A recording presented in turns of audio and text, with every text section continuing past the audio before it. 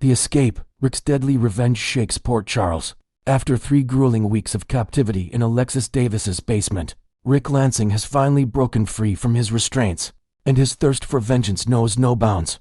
The lawyer's escape from his underground prison has set the stage for one of General Hospital's most shocking confrontations yet, as the tables turn dramatically on his captors. Breaking free from captivity, the ordeal began when Ava Jerome struck Rick unconscious with a paperweight during a heated confrontation about their money laundering scheme. What followed was an unprecedented alliance between 3 unlikely partners: Ava Jerome, Kristina Davis, and Alexis Davis, who decided to keep Rick imprisoned rather than face the consequences of their various crimes. For weeks, they believed they had complete control over the situation, administering sedatives and maintaining the illusion that Rick was simply away from Port Charles. However, their captive proved more resourceful than they anticipated. While Ava and the others assumed he was securely restrained after his latest dose of medication, Rick had been methodically working to loosen his bonds. His determination to escape was fueled by weeks of anger, frustration, and the burning desire to make his captors pay for their unprecedented betrayal. The moment of terror. The peaceful evening at Alexis's home was shattered when she settled onto her sofa, completely unaware of the danger lurking beneath her own roof. As she relaxed, preparing to review legal briefs for the following day, a shadow fell across her living room. Rick had made his way upstairs from the basement, and in his hand was Helena Casadine's dagger, the same weapon that had been sent to Alexis by Jan Sidwell. The confrontation was swift and terrifying. Without warning, Rick pressed the cold blade against Alexis's throat, awakening her from her moment of tranquility with a nightmare she never saw coming. The lawyer's eyes widened in shock and fear as she realized her former husband had escaped and was now holding her life in his hands. "Please, Rick, don't do this," Alexis pleaded, her voice trembling with genuine terror as the blade remained pressed against her neck. The desperation in her voice was palpable as she realized the gravity of her situation. After weeks of believing she held all the power, she was now completely at the mercy of the man she had helped imprison. A deadly game of revenge. Rick's rage had been building during his captivity, and now it poured forth in a torrent of accusations and threats. The weeks of confinement, the drugging, the manipulation of his phone to send false messages, all of it had pushed him beyond his breaking point. "You thought you could keep me down there forever," he snarled, his voice filled with the venom of betrayal. "You thought you were so clever, so in control." The irony was not lost on either of them. Helena's dagger, which had once taken the life of Alexis's mother, was now being used to threaten Alexis herself. The weapon carried with it decades of trauma and painful memories, making Rick's choice of intimidation tool particularly cruel and psychologically devastating. Alexis's attempts at negotiation fell on deaf ears. Her offers to do whatever Rick wanted, her promises to make things right, her desperate pleas for mercy, none of it seemed to penetrate the wall of fury that surrounded her former husband. Rick had moved beyond reason, beyond the point where words could solve the crisis that had been building for weeks. The fatal strike. Despite Alexis's desperate entreaties, Rick's decision had already been made. The weeks of humiliation, imprisonment, and psychological torture had transformed him into someone capable of the unthinkable. With a swift, decisive motion, he drew the blade across her throat, silencing her pleas forever. The woman who had once been his wife, the mother of his daughter Molly, lay motionless in a pool of blood on her own sofa. The act was shocking in its finality. There would be no taking it back, no undoing the violence that had erupted from weeks of careful planning and bitter revenge. Rick stood over Alexis's lifeless form for a moment, the weight of what he had done settling over him like a shroud. Then, without ceremony or remorse, he turned and walked away from the scene of his crime. The discovery. Hours later, Molly Lansing Davis arrived at her mother's house for what should have been a routine visit. Instead, she was greeted by a scene of unimaginable horror. Her mother, the strong and resilient woman who had fought so many battles in the courtroom and survived so many personal traumas, lay dead in her living room. Molly's screams pierced the night air as she called for help, her hands shaking as she dialed 911. The sight of her mother's lifeless body would haunt her forever, marking the end of an era in Port Charles, and the beginning of what promised to be one of the most intense murder investigations the town had ever seen. The investigation begins. The police response was swift and thorough. Detective units flooded the Davis home, collecting evidence and interviewing neighbors. The brutality of the crime scene left little doubt that this was a personal attack, not a random act of violence. The use of Helena's dagger would quickly be identified, adding another layer of complexity to an already convoluted case. As investigators began piecing together the events leading up to Alexis's death, attention would inevitably turn to those who had motive and opportunity. The discovery of the makeshift prison in the basement would shock even seasoned detectives, revealing a web of deception and criminal activity that went far beyond a simple murder case. Kristina's dilemma. For Kristina Corinthos Davis, her mother's death represented not just a devastating personal loss, but also an impossible moral dilemma. She knew exactly who was responsible for the murder, and she knew why it had happened. The knowledge that she had played a direct role in the events leading to her mother's death would weigh heavily on her conscience. The young woman faced an agonizing choice: reveal the truth about what they had done to Rick, and risk criminal charges for kidnapping and false imprisonment, or remain silent and watch as the investigation potentially focused on innocent suspects. The decision would tear at the very fabric of her being, forcing her to choose between self-preservation and justice for her mother. Ultimately, the weight of guilt and the need for truth would prove too heavy to bear. Kristina would find herself compelled to come forward with the shocking revelation that she, her mother, and Ava Jerome had been holding Rick Lansing prisoner for weeks. The confession would send shockwaves through Port Charles and provide investigators with the crucial context they needed to understand the motive behind Alexis's brutal murder. The aftermath. The revelation of Rick's captivity would transform the entire investigation, turning what initially appeared to be a straightforward murder case into something far more complex and morally ambiguous. While Rick's actions were undeniably criminal, the circumstances that led to them raised difficult questions about justice, revenge, and the consequences of taking the law into one's own hands. The case would divide Port Charles, with some viewing Rick as a victim who had been pushed to his breaking point, while others saw him as a cold-blooded killer who had chosen murder over legal remedies. The complex web of relationships and betrayals would make it impossible for anyone to emerge from the situation unscathed. For the residents of Port Charles, Alexis's death would mark the end of an era. The respected attorney had been a pillar of the community, a fierce advocate for justice, and a loving mother who had overcome countless obstacles in her life. Her violent death at the hands of her former husband would serve as a stark reminder that even in a town accustomed to drama and danger, some lines should never be crossed. The investigation would continue to unfold, revealing the full extent of the deception and criminal activity that had been hidden beneath the surface of seemingly ordinary lives. But for Molly, who would have to live with the image of her mother's final moments, and for Kristina, who would carry the burden of knowing her actions contributed to the tragedy, the real consequences of that fateful night would last far longer than any legal proceedings could address. As Port Charles struggled to come to terms with the shocking crime, one thing remained clear: the events that led to Alexis Davis's death had changed everyone involved forever, leaving scars that would take years to heal and questions that might never be fully answered. Next, we will learn about the heartfelt journey of Maurice Benard and the vital role that true friendships play in overcoming mental health challenges. In the world of daytime television, few stars shine as brightly as Maurice Benard, the beloved actor who brings the complex character of Sonny Corinthos to life on ABC's General Hospital. Beyond his on-screen charisma, Maurice has become a beacon of hope for many by openly sharing his personal battles with mental health. Through his inspiring podcast, State of Mind, he continues to remind everyone why having a strong support system of family and friends is absolutely crucial when facing issues like anxiety and bipolar disorder. Lately, Maurice has been diving back into his archives, reposting some of his most impactful solo episodes that still touch hearts even after more than a year. These aren't just reruns.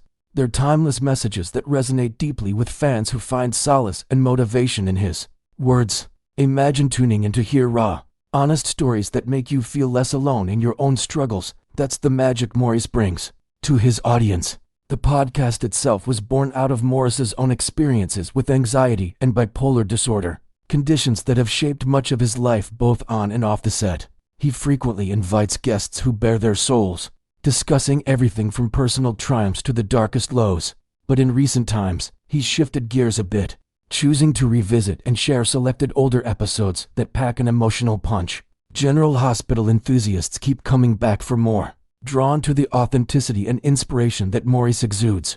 This week, he spotlighted an episode called True Friendship, a title that perfectly captures the essence of unwavering support during tough times. It's episodes like these that highlight how Maurice isn't just an actor, he's a real-life advocate, using his platform to foster conversations that can change lives.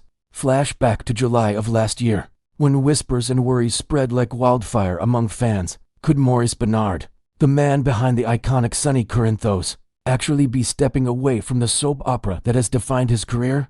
The speculation rose after he announced a much-needed 2-week hiatus from filming. It wasn't a decision made lightly. Maurice was grappling with the intense demands of his role, compounded by the emotional void left by his family's temporary absence.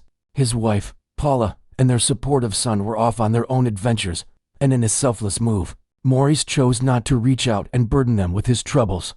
He wanted them to enjoy their time, without the shadow of his struggles looming over them. During that period, Maurice addressed the rumors head-on, assuring followers that even if the day comes when he does bid farewell to General Hospital, he acknowledges that it will happen eventually. His commitment to mental health advocacy would remain unshaken.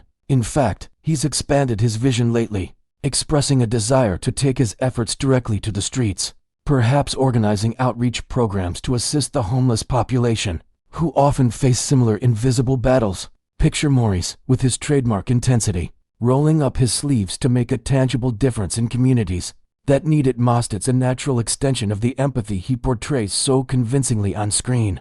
Delving deeper into what triggered the challenging break, Maurice revealed that it wasn't solely about embodying Sunny Corinthos, a character who, interestingly enough, also navigates his own mental health complexities on the show. The real culprits were a perfect storm of factors: the physical and emotional toll of the role, the loneliness from his loved ones being away, and the relentless grip of his bipolar disorder flaring up. He emphasized how he held back from contacting Paula and his son, determined not to disrupt their peace. Thankfully, Maurice isn't alone in this fight. He has an incredible network of friends and colleagues who stepped up when he needed them most. Names like Steve Burton, known for his own storied history on General Hospital, Jonathan Jackson with his warm camaraderie, and others from outside the show's circle provided the emotional lifeline he desperately required. Adding to this support was the understanding from executive producer Frank Valentini, who graciously allowed Maurice the space to prioritize his well-being without hesitation. It's these kinds of gestures that underscore the humanity behind the glamour of soap operas, a reminder that even stars need time to heal. The road to recovery wasn't straightforward for Maurice. He candidly shared how lapses in his regular therapy sessions, combined with crippling insomnia and an overwhelming fear that he might never step in front of the camera again, pushed him to his limits. These elements converged into a breakdown that felt all-consuming, leaving him searching for any form of relief. In one attempt, he consulted his psychiatrist, who prescribed a medication to help stabilize things. Maurice is careful not to specify the details, respecting the privacy and sensitivity around such topics, but he described how the initial dose backfired dramatically. The next morning, it was not pretty, he recounted, painting a picture of a day where everything spiraled into even deeper distress. Feeling utterly defeated, Maurice turned to a trusted friend for help. That friend, in a beautiful chain of compassion, looped in another close confidant, and together they offered prayers and positive energy. Maurice marveled at how this collective spiritual support made a noticeable difference. They both started praying for me, and I was praying. Everybody's praying, and it's just amazing the compassion that people have. Remarkably, he began to feel a shift toward improvement the very next day, and it continued to build from there. It's stories like this that illustrate the profound power of human connection, turning moments of isolation into opportunities for healing. Undeterred but still struggling, Maurice sought a second opinion from another psychiatrist, hoping for a better outcome with different medication. Unfortunately, this too left him feeling unwell, amplifying his discomfort rather than alleviating it. Faced with these setbacks, he made the bold choice to forego medication altogether, a decision that brought its own set of hardships. It was tough, he admitted, describing nights filled with uncontrollable shaking and early morning awakenings at 3 o'clock, or 4 a.m., sometimes leading to complete sleeplessness. The physical and mental exhaustion was immense, like an unrelenting wave crashing over him. Recognizing that he couldn't navigate this alone, Maurice invited a dear friend, Majid Ree, to stay by his side. He would want me to say his name, Maurice noted with gratitude, praising Majid as a champ for bunking in for 5 or 6 nights straight. Those companionship-filled evenings provided the stability and reassurance Maurice needed to push through. He also gave a shout-out to his neighbor, Annette Mergus, whose small acts of kindness, perhaps dropping off a warm meal, or just lending an ear, made a world of difference during those vulnerable days. Inventing little routines together, like late-night talks over herbal tea or simple walks around the neighborhood, helped ground him and rebuild his strength bit by bit. Reflecting on the broader implications, Maurice offered profound insights into the nature of mental illness itself. He described it as inherently selfish, not in a judgmental way, but as a force that consumes one's focus entirely. It's all about my pain, how I'm feeling. I don't feel good. Help me, please. He acknowledged the very real agony involved, emphasizing that it's not something anyone chooses. Yet, what truly stood out was the extraordinary patience displayed by his circle of friends. It's amazing the patience that when you love someone, whether it be your wife, your son, or friends, the patience that they have, he shared. Their dedication went above and beyond. Maurice recalled instances where he'd call them in the dead of night, or show up at their doorstep at dawn, like 6 a.m., desperate for comfort. And without fail, they were there, never once faltering or turning him away. They never ever wavered, man, never, he emphasized. This unwavering loyalty redefined what true friendship means to him, especially in a time when his family, who typically form his primary support, were unavailable. Through it all, Maurice learned invaluable lessons about the depth of platonic bond. Friends can step into the role of family, offering a safety net woven from empathy, late-night conversations, and shared laughter that lightens the heaviest loads. In wrapping up this glimpse into Maurice Benard's world, it's clear that his story is more than just a celebrity anecdote. It's a powerful testament to resilience and the irreplaceable value of genuine connections. As he continues to champion mental health awareness, perhaps even expanding his efforts to community initiatives like workshops for the homeless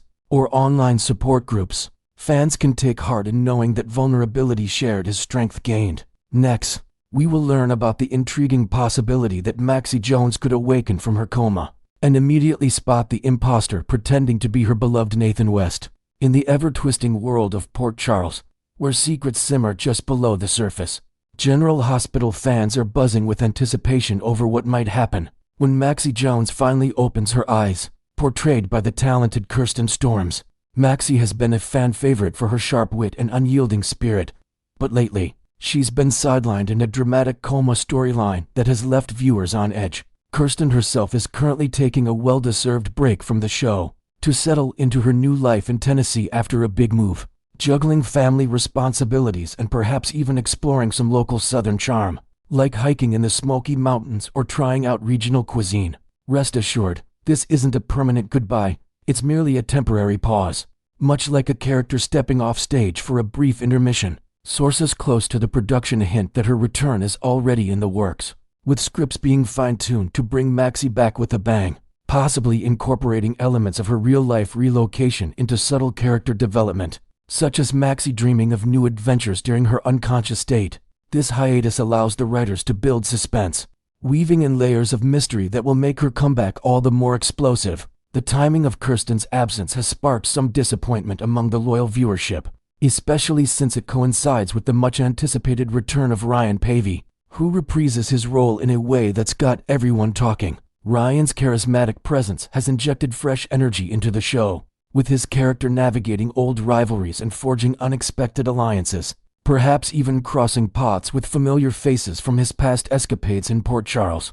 Yet, this overlap or lack thereof might actually serve the narrative brilliantly, creating a vacuum that heightens the drama. Imagine the emotional stakes. While Maxie slumbers, the storyline unfolds without her, allowing tensions to build like a pressure cooker. We've already witnessed Britt Westburn's telling reaction to what appears to be Nathan's miraculous survival, her face a mask of unease during their awkward reunion. Britt, with her history of tangled family loyalties and a penchant for keeping dangerous secrets, seemed visibly rattled, as if confronting a ghost from her complicated past. She knows far more than she's letting on to her mother, Liesl Obrecht, or to Nina Reeves, perhaps harboring intel about underground schemes or hidden agendas that could unravel the entire Westburn-Obrecht clan. Adding to the intrigue, inventive plot twists could involve Britt discovering cryptic messages or old photographs that hint at a larger conspiracy, forcing her to question her own allegiances in quiet, introspective moments away from the hospital bustle.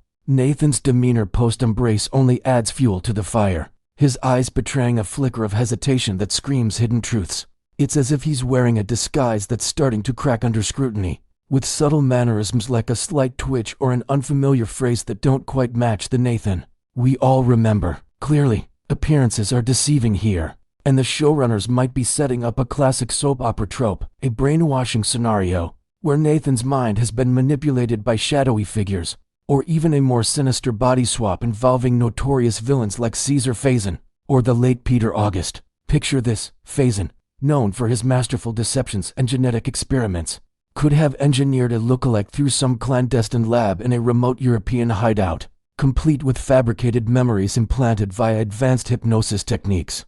Alternatively, Peter's lingering influence might manifest through a secret twin or a digital clone, pulling strings from beyond the grave to torment his enemies. These possibilities open doors to flashbacks revealing underground lairs, filled with high-tech gadgets and vials of mysterious serums, heightening the suspense as characters piece together clues like scattered puzzle pieces. Despite the overwhelming evidence of fingerprints, DNA matches, and heartfelt reunions, there are glaring red flags that this Nathan isn't the genuine article. Liesel and Nina, driven by their desperate longing for family reunion, have thrown caution to the wind, embracing him with open arms and perhaps even planning celebratory gatherings to mark his return. Like a lavish dinner at the Metro Court with toasts to lost loved ones, their emotional investment blinds them to the inconsistencies, such as Nathan's vague recollections of pivotal family moments, or his avoidance of specific questions about past adventures. However, Maxie, with her intuitive bond to Nathan forged through years of love, loss, and shared secrets, might not be so easily fooled. Back when Felicia Scorpio first learned of this astonishing resurrection, she astutely pointed out that the one person capable of discerning the truth was currently comatose Maxie herself. This line wasn't just throwaway dialogue. It could be the writer's clever foreshadowing, planting seeds for a pivotal arc that ties into Kirsten's real-world return. Envision Felicia, with her maternal wisdom and history of detective-like instincts, subtly investigating on her own, perhaps enlisting old allies like Max Scorpio to dig into records or surveillance footage from the supposed site of Nathan's death. As the storyline progresses, the moment of truth looms large. Maxie will eventually stir from her coma, surrounded by her devoted circle of friends and family, each eager to share the miraculous news of Nathan's survival. They'll likely bombard her with updates, painting pictures of joyous reunions and answered prayers, maybe even wheeling in photos or mementos to jog her memory. Nathan himself could dash to her bedside, arms outstretched for what he hopes will be a tearful embrace, his face a carefully constructed facade of affection. But in a heart-pounding twist, Maxie might recoil, her eyes widening in horror as she declares, "That's not him." It would be an instinctual rejection, felt deep in her soul, overriding any scientific proof like those irrefutable test results. To amplify the drama, inventors of the plot could add layers such as Maxie experiencing vivid dreams during her coma visions of the real Nathan warning her of danger, or fragmented memories of their happiest times that clash with the imposter's vibe. This revelation could spark a chain reaction, accusations flying, alliances fracturing, and perhaps even a high-stakes chase through the streets of Port Charles as the truth unravels.